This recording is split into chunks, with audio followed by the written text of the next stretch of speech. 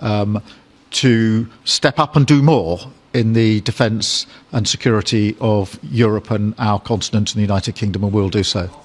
Well, we're talking to a number of other countries. Thank you. Yes, in the red, please. Pink red. Flaming red. Is it me or her? Go ahead.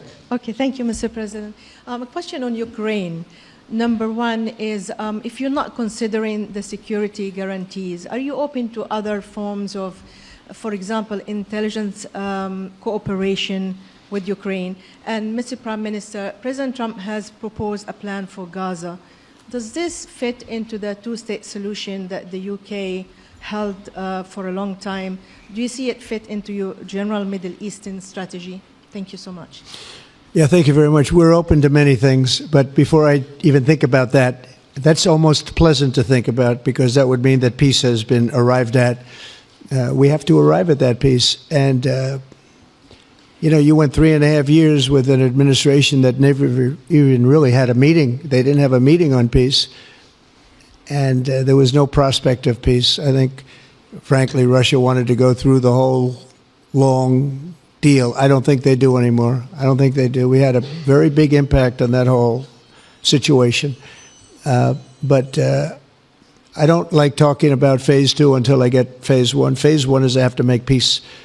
And we have to get Russia to agree. We have to get Ukraine to agree. And I think we will. I think we've come a long way. I believe we're going to get it done. I wouldn't say that if I didn't think so.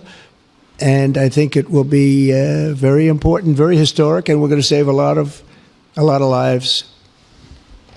On the question of Gaza, the last few weeks of the ceasefire have been very impactful, and for me there are two images that I remember more than any other.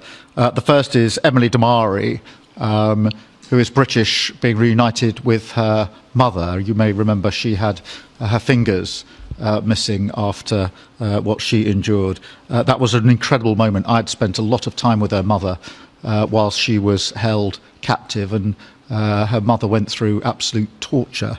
The other image was thousands of Palestinians marching through rubble, trying to return to their communities and their homes. So we have to do everything we can to ensure that the ceasefire continues, so that more hostages can be returned, so that aid can be brought in that's desperately needed. We need to allow Palestinians to return and to rebuild their lives, and we must all support them in doing that. And yes, I believe that the two-state solution is ultimately the only way for a lasting peace in the region. And think of that. She came home with her fingers and part of her hand blown off. That's terrible. How bad does it get? And we had others that came home in much worse shape than that. Yeah. It's a terrible situation. Please, yes. Thank you. Mr. President, did our Prime Minister persuade you not to put tariffs on the UK? And if I may, Prime Minister, do you think that Vladimir Putin is a man who will keep his word? Thanks. He tried. He was working hard, I'll tell you that. He earned whatever the hell they pay him over there. But he tried. I think there's a very good chance that in the case of these two great friendly countries, I think we could very well end up with a real trade deal where the tariffs wouldn't be necessary.